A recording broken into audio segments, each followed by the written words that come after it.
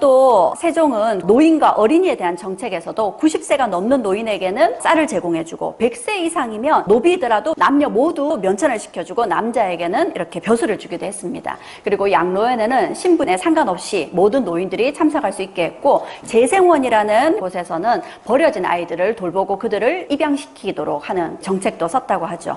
그리고 노비들에게도 출산휴가 100일을 줬습니다. 그런데 100일로는 부족하다. 산 전에도 한 달 동안 무리하게 일하지 않고 쉴 수 있도록 휴가를 더 보태라고 합니다. 뿐만 아니라 산모만 휴가를 줬더니 산모를 보살필 사람이 필요하다는 거죠. 그래서 산모인 노비의 남편에게도 30일간의 출산휴가를 줬습니다. 이거는 지금보다 훨씬 더 선진적인 제도였죠. 오늘은 제가 세종 이야기를 갖고 왔습니다. 세종 임금에 대해서 우리가 알고 있는 얘기 그리고 몰랐던 이야기까지 제가 전반적으로 한번 풀어보도록 하겠습니다. 역사 속에 많은 인물들이 있지만 우리나라 사람들에게 가장 존경하는 인물 그러면 제일 많이 손꼽히는 인물이 세종 임금이 아닌가 싶습니다. 그래서 오늘은 세종의 왕으로서의 업적 그리고 세종의 인간적인 모습까지 함께 이야기를 나눠볼까 합니다. 왜 우리가 대왕세종이라고 하는가? 그냥 왕이 아니라 대왕이라고 칭하죠. 우리 역사에서 가장 큰 업적을 남기신 왕이기도 하고요. 5월 15일을 스승의 달로 정하고 있죠. 그날이 바로 세종대왕 탄신일입니다. 우리 민족의 큰 스승이라는 의미로 우리가 세종대왕 탄신일을 스승의 날로 정하고 있죠. 그러면 왜 우리가 대왕세종이라고 하는지 세종에 대한 전반적인 이야기 한번 살펴보겠습니다. 이런 말이 있습니다. 리더에게는 연습이 허용되지 않는다. 왕이 오르는 순간 준비된 왕이어야 한다. 왕의 자리가 이렇게 무거운 겁니다. 그런데 세종은 어땠을까요? 사실 세종은 세자가 아니었습니다. 세자는 왕이 되기 위한 철저한 세자 교육을 받게 돼 있는데 당시 세종은 세자가 아니었죠. 형이었던 양녕대군이 세자로 오랫동안 있다가 양녕대군이 폐세자 되면서 세종이 갑작스럽게 세자 책봉을 받게 되고 세자 책봉을 받은 그 해에 바로 왕으로 즉위하게 됩니다. 그래서 사실 왕이 되기 위한 제대로 된 준비 없이 왕위에 올랐던 사람이었죠. 그런데도 불구하고 우리 역사 속에 가장 존경받는 대왕이라는 칭호를 받고 있습니다. 어떻게 그럴 수 있었는지 그리고 도대체 얼마나 많은 일들을 했길래 대왕이라는 칭호를 우리가 쓰고 있는지 살펴보겠는데요. 업적이 너무나 많다 보니까 몇 가지로 좀 나눠봤습니다. 국방이나 외교의 측면에서 세종대왕이 했던 일들을 한번 살펴보면요.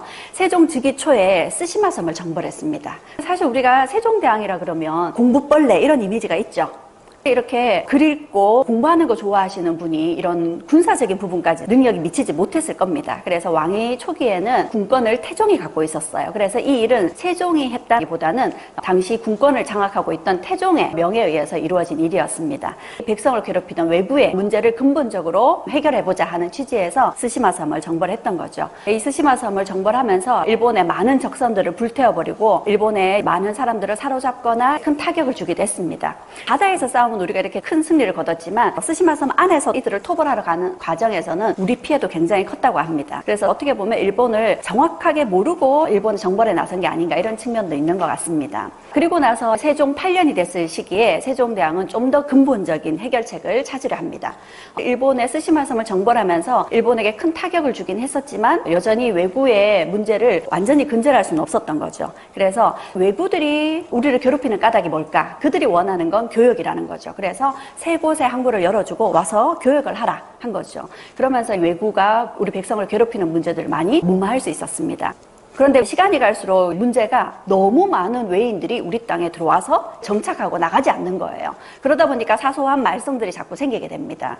그래서 이 문제를 해결하기 위해서 세종 26년쯤에는 우리나라 이 삼포로 들어오는 일본인들에게 일종의 비자를 발급해 주는 겁니다. 비자를 받은 사람만 들어와서 일정 기간 우리 땅에 머물 수 있도록 그렇게 일본과 조약을 체결하게 되는데 그게 바로 개해약조라는 조약입니다. 조선시대 외교 정책을 4대 교린이라고 얘기를 하거든요. 중국에 대해서는 4대 섬긴다. 그리고 주변 나라들과는 친하게 지낸다. 이런 외교 정책을 세종이 취했었습니다. 그리고 북쪽으로는 당시 북쪽의 여진족들이 우리나라에 들어와서 약탈을 하고 백성들을 죽이는 일들이 발생했었어요. 그래서 최윤덕 장군과 김종서 장군을 시켜서 4군 육진을 개척하게 되죠. 최윤덕 장군이 4군을 그리고 김종서 장군이 육진을 개척하면서 지금 현재 우리 한반도 영토를 만들었던 데가 바로 세종대입니다. 그런데 당시 여진족들을 상대하는 게 쉬운 일이 아니었습니다. 땅만 빼앗는다 우리 땅이 되는 게 아니죠.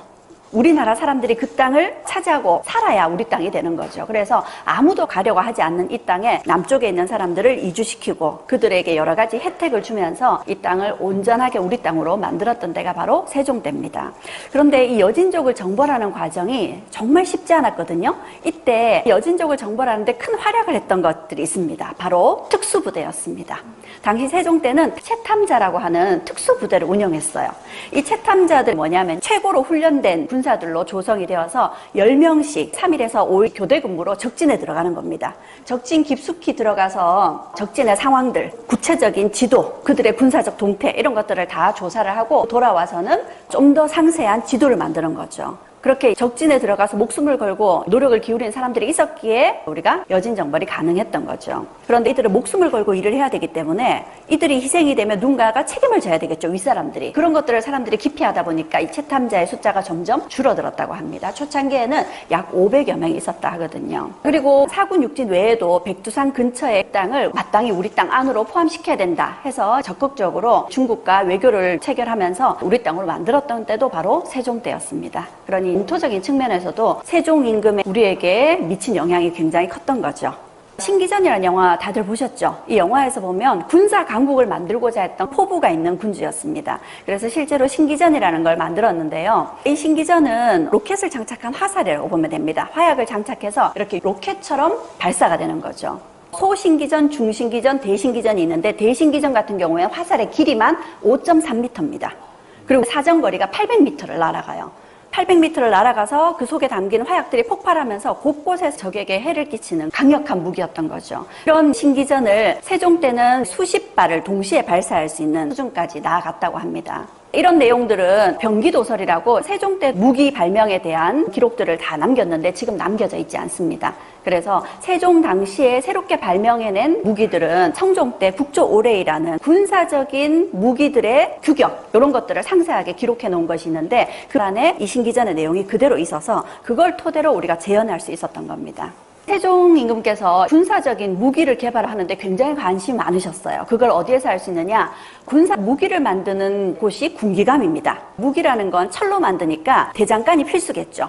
이 군기감의 대장간을 궁궐 바로 옆에 짓게 만들어서 수시로 대장간을 찾아서 신무기를 개발하는 것을 독려했다고 합니다. 그래서 그 이전에 비해서 많은 화포들을 만들어냈고요. 그 사정거리를 계속 늘려갔던 거죠. 이런 부분은 우리가 알고 있는 세종의 모습하고 조금 의외의 멋진 군주로서의 모습을 보여주는 것 같습니다. 두 번째는 우리가 알고 있는 세종이 백성을 위해서 농업을 발전시키고 과학을 발전시킨 측면을 한번 살펴보겠는데요. 당시 농사라 그러면 주로 중국의 농사법을 적은 책들을 번역하는 것이 대부분이었습니다. 그런데 세종은 우리 땅에서 농사를 지을 때는 우리 땅에서 잘 자라는 종자, 그리고 씨는 언제 심어야 되고 뭐는 언제 해야 되고 이런 것들이 있겠죠. 그런 것들은 아무래도 농사에 대한 경험이 많은 사람들, 나이가 많으신 분들의 조언을 받는 게, 그리고 그분들의 경험을 실는 것이 실제로 농부들에게 큰 도움이 되겠죠. 그래서 우리 백성들의 농사에 대한 경험을 담은 농사직설이라는 책을 펴내게 됩니다. 그렇게 농업을 위해서 굉장히 많이 신경을 쓴 사람이 세종이셨는데 그 덕분에 고려 말에 우리가 농사 가능한 토지 면적이 70만 결이었다면 세종 때는 170만 결로 늘어나게 됩니다.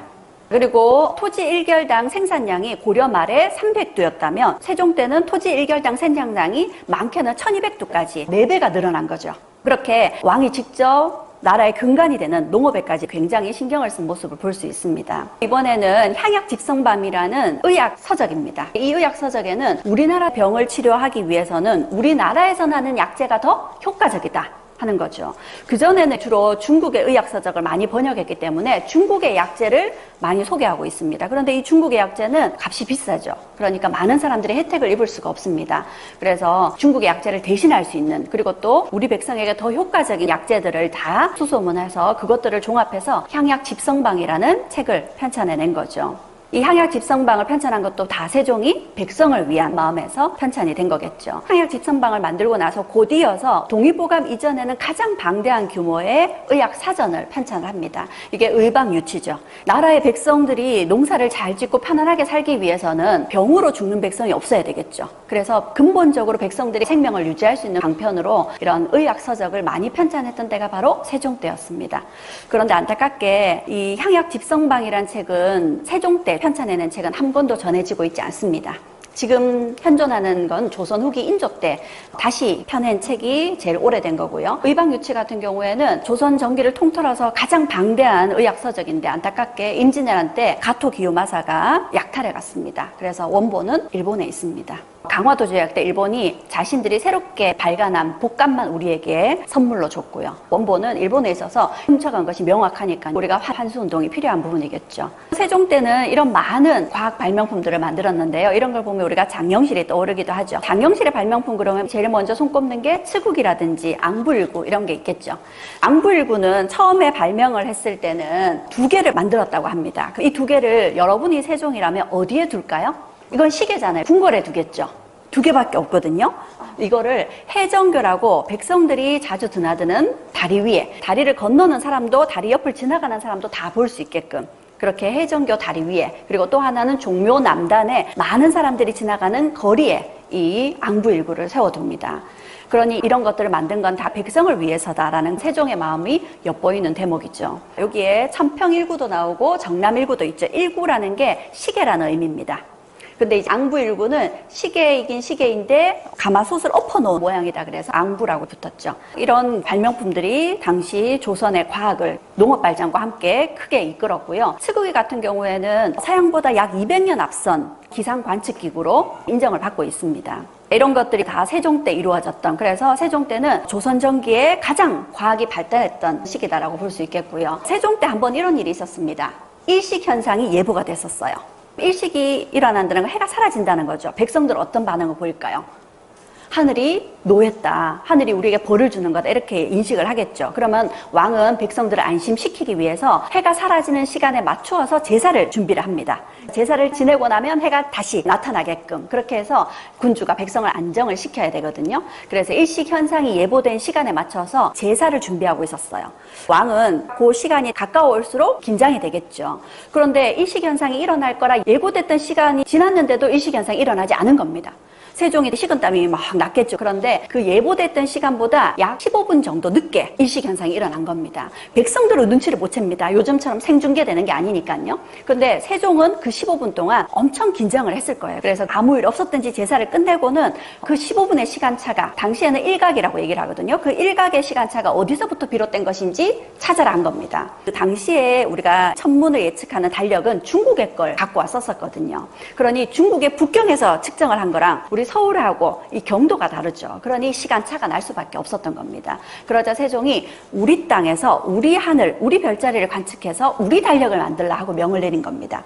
그래서 그 당시에 천문학이 가장 발달됐던 명나라의 수시력과 계명력, 그리고 아라비아의 회해력을 참고해서 우리도 우리 별자리를 관측해서 우리 달력을 만들어내게 됩니다. 이게 칠정산이에요. 칠정산의 칠은 해와 달, 그리고 수성, 화성, 금성, 목성, 토성까지를 관측한 겁니다. 그렇게 우리 달력을 만들어냈는데 중국의 달력을 참고해서 만든 것이 칠정산 내편, 아라비아 달력을 참고해서 만든 게 칠정산 외편입니다. 1년이 며칠인지는 알고 계시죠? 1년은 365일입니다. 그런데 정확하게 365일 딱 떨어지지 않거든요. 1년은 365일 5시간 48분 46초입니다. 그런데 칠정산 외편에서 1년을 정확하게 365일 5시간 48분 45초까지 계산해냈어요. 1초의 오차가 있었지만 거의 정확하게 계산을 해낸 거죠. 그래서 당시 명나라와 아라비아를 제외하고 세계에서 우리나라의 천문학 수준이 3위였다라는 걸 증명하고 있는 거죠. 이런 과학 발달의 시기를 연 때가 세종 때였습니다. 세 번째는 세종의 인재 등용을 한번 살펴보겠는데요. 세종은 집현전이라는 걸 만들어서 여기에 인재를 모았죠. 집현전의 말뜻이 어진 사람들을 모아놓는 곳이다, 이런 의미가 있습니다. 왕이 머무는 곳 가까이에 집현전을 두고 왕이 수시로 이 집현전 학자들을 격려했다고 하죠. 이 집현전은 37년간 존재했습니다. 세종 때 집현전을 만들었고 나중에 세조가 집현전을 폐지시켰거든요. 왜냐하면 세조가 왕위를 찬탈하게 되면서 집현전 학자들이 단종 복위 사건을 도모하면서 세조의 편에 서지 않았죠. 그래서 세조 때 폐지될 때까지 37년 동안 집현전 학자들 모두 96명이 있었는데 그중에 46명이 과거 시험에 5등 안에 들었던 사람들입니다. 공식적인 과거 시험을 10년시라고 하거든요. 근데 이 시험이 3년에 한 번 열리는데 뽑는 인원이 33명이었어요. 정말 엘리트 중에 엘리트들이죠. 근데 그 중에서도 5등 안에 들었던 사람들이 거의 과반수에 해당이 되죠. 그래서 세종의 브레인들이 모여있는 곳이다, 이렇게 봐도 될 겁니다. 근데 이 집현전에 한번 들어오면 사실 승진이 힘들었어요. 집현전에 오랫동안 묶어둡니다.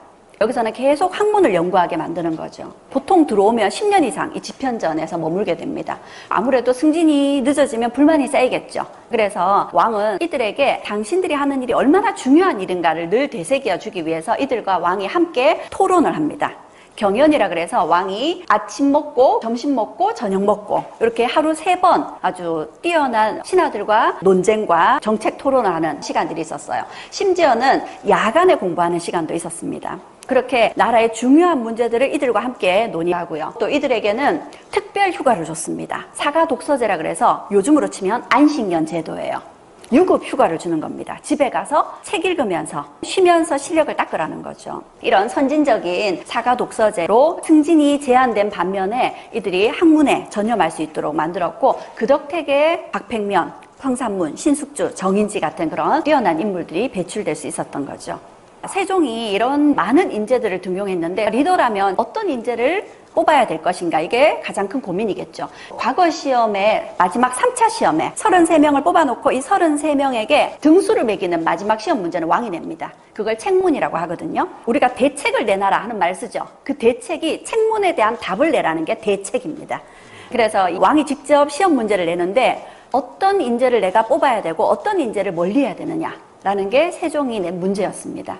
그러니 지금의 리더나 그 당시의 리더나 사실 고민이 거의 비슷했다라는 걸 알 수 있는 거죠. 우리가 세종의 인재라고 얘기를 하면 많이들 손꼽는 사람이 황희정승이죠. 이 황희정승은 24년간 정승에 있었습니다. 그 중에 18년을 영의정 생활을 했었습니다. 그런데 이 황희는 따지고 보면 사실 세종이 등용하기 쉽지 않은 인재였습니다. 황희는 어머니가 기생 출신입니다. 당시 조선 시대로 봤을 때는 출신이 좋지 않죠. 게다가 조선 건국에 반대하는 사람들이 몰려들었다는 두문동에 들어갔던 사람이에요. 이 두문동에서 나오지 않았다 그래서 두문불출이란 말이 나왔거든요. 뿐만 아니라 양녕대군을 폐위시키고 충녕대군을 세자로 삼는데 반대했던 사람이 황희였습니다. 세종 입장에서는 자기가 왕이 되는데 반대했던 인물이었죠. 그런데 왕이 오르고 나서 황희를 다시 불러들이고 요직에 앉힙니다. 황희정승은 최고의 정승이고 최고의 청백리고 이렇게 손꼽히는 사람인데 논란이 많이 있습니다. 이 황희에 대해서 사위가 살인사건을 벌였는데 그걸 축소 은폐하려 했던 일이 있었고요. 뇌물을 받았다 그래서 황금재상 이런 별칭이 따라붙기도 했었습니다. 청백리하고는 거리가 좀 멀죠. 그리고 당시 박포라고 2차 왕자의 난에 함께 참여했던 사람이었는데 그 사람의 부인이 살인죄를 저지르고 황희의 집 근처에 와서 은둔해서 숨어 지냈는데 그 박포의 부인과 간통을 했다는 의혹도 있습니다. 이렇게 사생활이 좀 문제가 있는 사람, 수신제가 치국평천하라고 얘기를 하죠. 어떻게 보면 황희는 수신제가에 실패한 사람입니다. 그런데 황희는 수신제가는 잘 못했을지라도 치국평천하는 잘할 수 있는 인물이다 해서 과감하게 황희를 등용을 해서 24년간 정승 자리에 앉혔던 사람이 세종입니다. 그리고 이 세종 임금이 실록에서 가장 많이 했던 말 중에 하나가 황희의 말대로 해라 라는 거였답니다. 그러니 황희가 논란의 여지는 많은 사람이지만 세종의 치세를 여는데 굉장히 큰 기여를 한 측면은 있는 것 같습니다. 황희가 일을 처리하는 데서 굉장히 분명하고 똑부러지는 사람이었다고 하거든요. 그런데 어떻게 자신의 사생활은 그렇게 했는지 모르겠습니다. 이런 걸 보면 이 사람의 도덕성이나 사생활을 가지고 판단해야 될 것인지 아니면 그 사람이 가지고 있는 능력을 우선으로 해서 사람을 뽑아야 될 것인지를 늘 고민해야 되는 자리가 바로 리더의 자리인 것 같습니다. 그런데 왕조 국가였기 때문에 세종이 황희를 이렇게 전폭적으로 밀어줄 수 있었던 것 같습니다. 지금은 좀 사정이 다르겠죠. 지금은 리더가 혼자서 정치를 하는 것이 아니라 국민의 여론을 따라서 정치를 해야 되는 측면이 있을 테니까요. 그리고 또 한 사람 세종의 옆에서 큰 역할을 했던 사람이 최윤덕이었습니다. 이 최윤덕은 어릴 적에 양수척이라 그래서 천민의 손에서 자랐습니다. 왜냐하면 아버지가 저 변방에 장수로 나가 있었고 어머니가 최윤덕이 어릴 때 죽었거든요. 그래서 최윤덕이 당시 천민의 손에서 자라야 됐어요. 이런 것들이 어떻게 보면 출세하는데 결격 사유가 될 수도 있겠죠. 그럼에도 군사적인 역량이 뛰어난 사람이라 세종이 최윤덕을 굉장히 아꼈는데 세종 임금이 북방을 개척하자 했을 때 반대했던 사람이 최윤덕이었어요. 그런데 세종은 자신의 주장에 반대했던 사람에게 그 일을 맡긴 겁니다. 사실 이것도 쉽지 않은 일이죠. 그런데 세종은 내가 내세운 제안에 반대했지만 이 사람이라면 충분히 내가 원하는 그 일을 해낼 수 있을 거다라는 걸 믿고 그 사람을 설득해서 그 일을 맡긴 거죠. 그 덕택에 사군육진을 개척할 수 있었고요. 이 최윤덕이 세종에게 군사적인 측면에서 큰 역할을 했던 인재였다면 이해라는 인물은 외교적인 측면에서 큰 역할을 했었습니다. 고려시대의 서인은 누구든 알고 있는데 조선의 이해는 잘 모를 겁니다. 일본과 외교를 전담했던 인물이었죠. 그리고 제가 앞서 말씀드렸던 계약조를 체결했던 인물입니다. 이 이해라는 인물은 어릴 적에 외구에게 어머니가 납치당했어요. 그러니 외구에 대한 적개심이 굉장히 크겠죠. 그리고 당시에 자기가 살던 지역의 군수가 왜구들에게 납치당할 때 그 군수를 구하기 위해서 자기도 자진해서 함께 끌려갔었습니다. 거기에서 그들을 설득하고 군수와 함께 돌아올 수 있었던 외교적인 맹활약을 펼쳤던 인물이고요. 이러면서 이 사람이 일본 전문가가 됩니다. 그래서 40여 회 일본에 파견이 되면서 당시 왜구들에게 끌려갔던 많은 백성들을 구출해오는 큰 역할을 하게 되고요. 결국에는 일본 외교를 전담하면서 큰 활약을 했기에 원래는 아전 출신, 양반보다 낮은 출신이었지만 외교 전문가로 종위품까지, 요즘으로 치면 외교부 차관까지 승진하게 됩니다. 그리고 또 다른 인물로 장영실은 다 알고 있죠. 장영실은 더 이상 설명이 필요 없는 인물입니다. 근데 이 세종이 장영실을 밀어주는데 굉장히 어려움이 있었습니다. 장영실이 능력이 출중한 만큼 그 사람이 더 큰 일을 할 수 있게 그 사람이 가지고 있는 능력에 맞는 벼슬을 줘야 되겠죠. 그래서 점점 장영실에게 높은 벼슬을 주게 됩니다. 그런데 이 높은 벼슬을 줄 때마다 논란이 너무 많았었죠. 왜냐하면 장영실이 노비 출신이었기 때문입니다. 아버지는 원나라에서 우리나라로 귀화해온 사람이고 어머니가 동네 지역의 기생이었죠. 관비였습니다. 노비 출신이었기 때문에 장영실에게 파격적인 승진을 해주고 싶었지만 그러기가 늘 쉽지 않았고, 그럼에도 불구하고 세종은 전폭적으로 장영실을 밀어줬었죠. 근데 이 장영실 말고도 똑같이 노비 출신인데 승승장구한 사람이 또 있습니다. 박자청이라는 사람인데요. 장영실도 태종이 발탁한 인물입니다. 그런데 이 박자청도 역시 태종 때 좀 많은 인정을 받았어요. 한마디로 얘기를 하자면 이 사람은 세종 때 국토장관이라고 보시면 됩니다. 여기 지금 경회루가 나와 있는데요. 궁궐을 많이 지었고 특히 경회루를 지은 사람이기도 합니다. 이 사람 원래 노비 출신이었어요. 그런데 군대에도 가고 거기서 활약이 뛰어나면서 궁궐 문지기를 하게 됐었답니다. 근데 궁궐 문지기를 하면 궁궐 안으로 들어오고 나가는 사람들을 통제해야 되겠죠. 그런데 왕실의 인척인 사람이 궁궐 안으로 들어오려다가 박자청의 제지를 받게 돼요. 박자청이 들어올 수 없다라고 막아서자 그 사람이 박자청에게 발기질을 하고 두들겨 패고 그렇게 박자청을 괴롭혔는데도 박자청이 끝까지 못 들어오게 지켰답니다. 그런 사실이 태종의 귀에 들어가게 되었고, 그렇게 자신의 책무에 목숨을 걸고 하는 사람이라면 무슨 일이든 맡겨도 잘할 수 있겠네 해서 이 사람을 눈여겨보게 되었고, 마침 이 사람이 토목건설에 능력이 출중하다라는 걸 발견하게 되면서 궁궐 짓는 토목공사에 이 사람에게 정권을 맡기게 됩니다. 그래서 많은 궁궐들을 이 사람이 짓게 되었는데 경회루 같은 경우는 경복궁에서 가장 근사한 건물 중에 하나거든요. 그런데 이 경회루를 불과 8개월 만에 완성했다고 합니다. 그 당시에 이걸 8개월 만에 완성하는 건 쉬운 일이 아니죠. 자기가 능력을 발휘할 수 있는 일이었기 때문에 그렇게 낮밤을 가리지 않고 전념해서 일을 했고 그 덕택에 실력을 인정받아서 그런 높은 벼슬까지 올라갈 수 있었던 거죠. 마지막으로 세종이 등용한 인재 중에 박연이라는 인물이 있습니다. 이 박연은 음악의 조예가 깊은 사람이에요. 유학자이면서 음악의 조예가 깊은 사람이었죠. 당시 종묘의 제사를 지낼 때도 항상 음악이 있어야 됩니다. 지금은 종묘 제례 음악이라고 있죠. 근데 그 당시에는 우리 음악이 없었어요. 중국의 음악을 그대로 따와서 썼습니다. 그리고 이 박연이라는 인물도 사실은 유학자였기 때문에 당연히 중국의 음악을 우리가 따라 써야 되는 게 아니냐, 이런 주의였어요. 그런데 이런 박연의 생각을 바꿔놓은 사람이 세종과 맹사성이었습니다. 우리 음악이 필요하지 하면서 우리 악기를 만들어내고 우리 음악을 만들자 하고 그 역할을 박연에게 맡긴 겁니다. 그 역할을 박연에게 맡긴 까닭은 박연이 이렇게 음악의 조예가 깊고 자신이 음악과 관련된 일을 맡으면서 피리를 배우겠다고 광대들을 따라다니는 거예요. 그런 모습을 보고 이 사람이라면 그 일을 전적으로 맡겨도 되겠다 해서 종묘 제례 음악을 만드는 일을 이 사람에게 맡겼고, 그래서 이 박연이 우리 음악을 만들기 위해서 시각장애인들은 소리를 살피는 능력이 출중하니까 그들을 뽑아서 벼슬을 내려주세요 하고 세종을 설득하기도 했었고요. 그들과 함께 평경이라고 우리나라의 악기 중에서 가장 만들기 힘든 평경을 만들어냈었습니다. 이 평경은 다 돌이거든요. 돌을 이렇게 사이즈를 다 다르게 깎아서 다 다른 소리를 내게끔 만든 겁니다. 우리나라 돌은 화강이라 굉장히 깎기 쉽지 않거든요. 편경을 만들고 세종 앞에서 시연을 했습니다. 완벽하게 준비됐다 싶을 때 왕에게 보여준 거죠. 그런데 세종이 이걸 딱 듣고는요, 이렇게 얘기를 합니다. 다만 이칙 일매의 소리가 약간 높은 듯 하구나 하면서 박연도 발견하지 못했던 그 작은 오차를 발견해낸 거죠. 절대 음감이라고 얘기를 하죠, 이런 걸요. 이걸 만들어낸 박연도 발견하지 못한 걸 세종은 딱 듣고 알아챈 겁니다. 이쯤 되면 세종은 가히 천재적인 군주라고 얘기할 수밖에 없지 않을까라는 생각이 듭니다.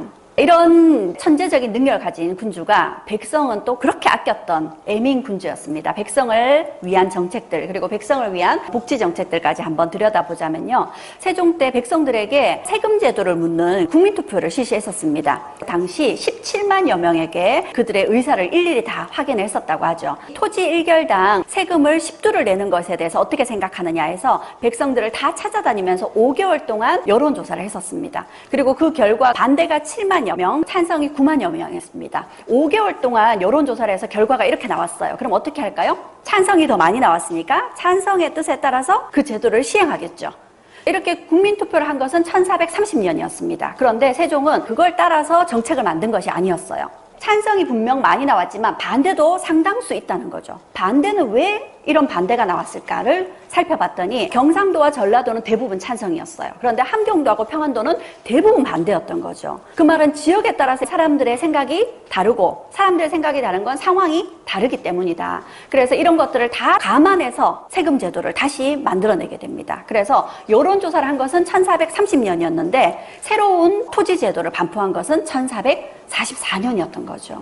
소수의 여론들까지도 하나하나 살피고자 했던 세종의 마음을 엿볼 수 있습니다. 그래서 당시 그 여론조사를 토대로 전분 6등법, 연분 9등법의 토지 제도를 만들어냈죠. 또 세종은 노인과 어린이에 대한 정책에서도 90세가 넘는 노인에게는 쌀을 제공해주고 100세 이상이면 노비더라도 남녀 모두 면천을 시켜주고 남자에게는 이렇게 벼슬을 주기도 했습니다. 그리고 양로원에는 신분에 상관없이 모든 노인들이 참석할 수 있게 했고 재생원이라는 곳에서는 버려진 아이들을 돌보고 그들을 입양시키도록 하는 정책도 썼다고 하죠. 그리고 노비들에게도 출산휴가 100일을 줬습니다. 그런데 100일로는 부족하다.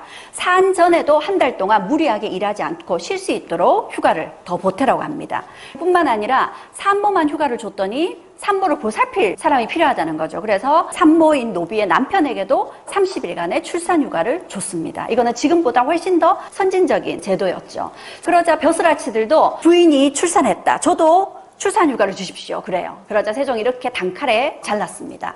너는 집에 부인을 돌볼 사람들이 있지 않느냐 하고 특별히 노비들에게만 이런 혜택을 줬던 거죠. 그리고 한 번은 자기 집의 노비라고 노비를 함부로 두들겨 패거나 죽이는 사건이 발생합니다. 그러자 노비는 비록 천민이지만 이 노비 역시도 하늘이 낸 내 백성이다 라고 얘기하면서 신하된 자가 하늘이 낳은 나의 백성을 노비로 부리는 것으로 만족을 해야 할 터인데 어찌 제멋대로 죄 없는 사람을 함부로 죽이느냐 하면서 그 벼슬아치에게 벌을 줬다고 하죠. 그리고 감옥은 죄수들에게 벌을 주는 곳이지 사람을 죽이는 곳이 아니다 해서 무리한 형벌들을 다 없애라고 명을 내렸습니다. 감옥의 죄수가 잇따라 죽는 것은 고문 때문에 죽는 것이 아니라 감옥이 너무 좁고 열악한 곳이어서 추위와 무더위 때문에 많이들 죽는다는 거죠. 그래서 이 감옥에 있는 죄수들에게도 의원들을 파견해서 병으로 죽는 죄수들이 없도록 해라 했다고 하고요. 장애인에 대한 정책도 남달랐습니다.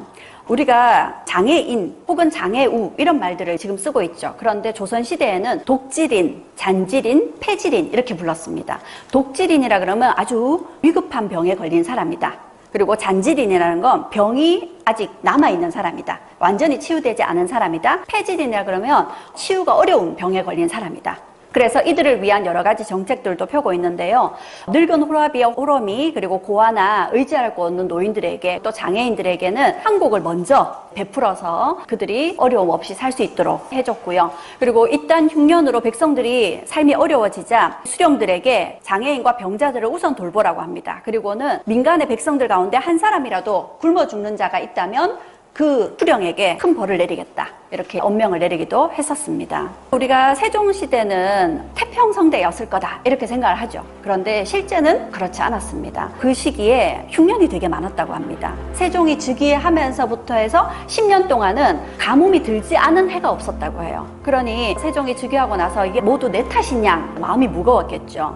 그래서 백성들을 구휼하는 정책에 힘을 쓰면서 그런 백성들을 돌아보고 와서는 경복궁에 있는 남은 자재들로 초가집을 지으라고 합니다. 사실은 초가집도 아니에요. 초가집은 집으로 엮죠. 근데 여기는 그냥 억새를 얹어놔서 초가집보다 못한 초가집을 지으라고 합니다. 그리고는 세종은 여기에서 백성들이 흉년이 들어서 힘든 만큼 나도 그들과 그 어려움을 함께 하겠다 해서 2년 동안 여기에서 지냈다고 합니다. 이런 모습만 봐도 정말 세종은 백성을 위하는 마음이 그 누구보다 큰 군주라고 볼 수 있겠죠. 그런 세종의 백성을 위하는 마음은 백성을 위한 유교 정치를 펼치겠다. 그러려면 백성들이 유교가 뭔지 알아야 된다 해서 백성을 위한 유교의 중요한 이념들을 설명해주는 삼강행식도라는 책을 편찬하기도 하고요. 그래서 글을 모르는 백성들도 그림을 통해서 이해할 수 있게끔 이런 책을 편찬하기도 하고, 이걸로 만족스러워하지 못했기 때문에 세종이 편찬한 것이 바로 훈민정음이었죠.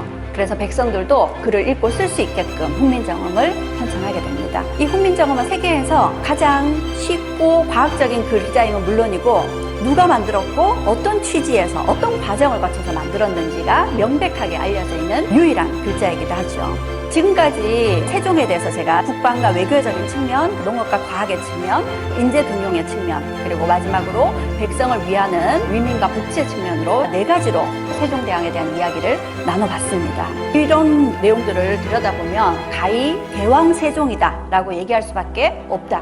어떻게 한 사람이 약 30여 년 왕위에 있으면서 이 모든 일을 다 할 수 있었을까, 이런 생각이 들 겁니다. 그래서 여기까지 생각해보면 세종은 그야말로 우리나라뿐만 아니라 전 세계를 통틀어서 놓고 보더라도 완벽한 군주가 아닌가 싶습니다.